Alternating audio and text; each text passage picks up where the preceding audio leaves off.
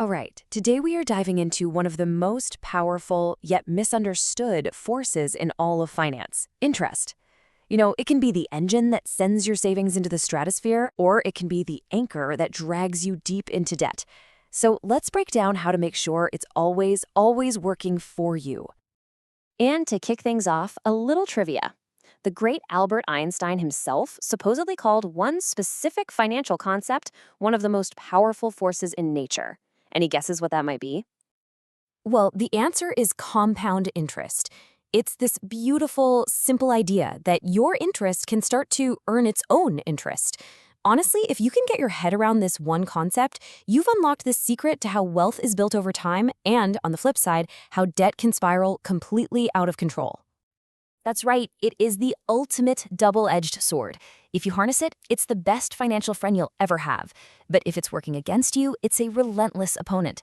So let's pull back the curtain and see exactly how this thing works so you can put it to work for you.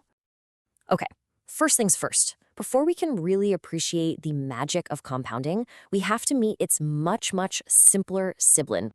And that's called simple interest. It's super straightforward. It's calculated only on your original investment, what we call the principal. What that means is your earnings, they just sit there. They don't go to work. They don't make their own money. It's just a flat, fixed return year after year. The best way to picture this is with Aesop's fable about the golden goose. Every single day, that goose lays one golden egg. That's it. It's predictable, it's reliable, but those golden eggs, they never hatch into more geese. The growth is just a straight line. And you can see that straight line growth right here. Let's say you invest $1,000 at 10% simple interest. Well, your golden goose lays a $100 egg every year. So after year 1, you've got $1,100. Year 2, $1,200. It's a slow, steady, totally predictable climb. But that brings us to the real star of the show. This is the concept that creates that incredible exponential growth that can literally change your life. So let's just ask a different question. What if those $100 earnings didn't just sit on the sidelines? What if every single golden egg you earned could hatch into its own little goose that also started laying eggs? Well, folks, that is exactly what compound interest is. The interest is calculated not just on your starting money, but also on all the interest that has built up over time. This is where the magic really starts to happen. And the difference this makes over time, just look at this. It's staggering. After 20 years, that same $1,000 at 10% simple interest has grown, sure, but the compounded amount absolutely dwarfs it. See, your growth isn't a straight line anymore. It's a curve that just gets steeper and steeper and steeper. That's the snowball effect right there. So how does this actually work mechanically? Well, think of your initial investment as a little money factory. In year 1, it makes $10. Simple enough. But in year 2, the main factory makes another $10, but now that first $10 you earned has become its own tiny factory and it produces $1. By year 3, all your previous earnings are now also little factories, all cranking out their own new earnings. And that is how the growth just explodes. Okay, so you get the concept of compounding.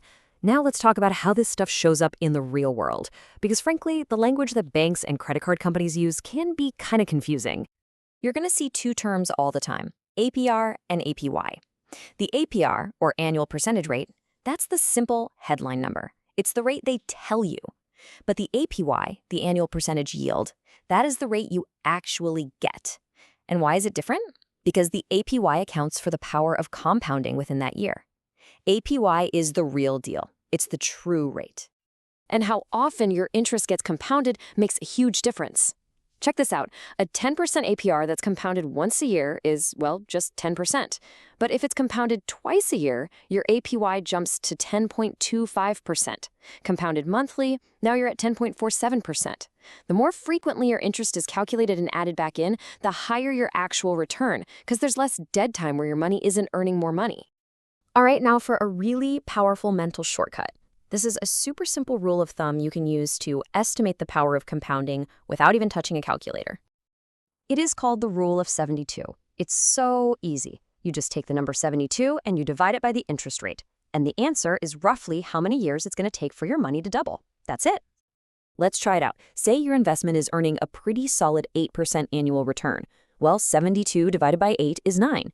That means your money is set to double in about 9 years. See? This helps you get a real gut feeling for your financial timeline. But remember that double-edged sword we talked about? Here's the other edge. Let's say you have credit card debt at an 18% interest rate.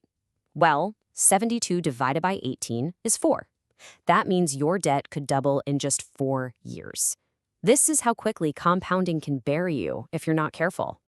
So, the whole point of this, the big takeaway, is making sure this incredible force is your friend, not your enemy. Let's wrap up with the key action plan. It really just boils down to these 3 simple things. First, when it comes to debt, attack it. Pay it off as fast as you possibly can to stop that negative compounding snowball.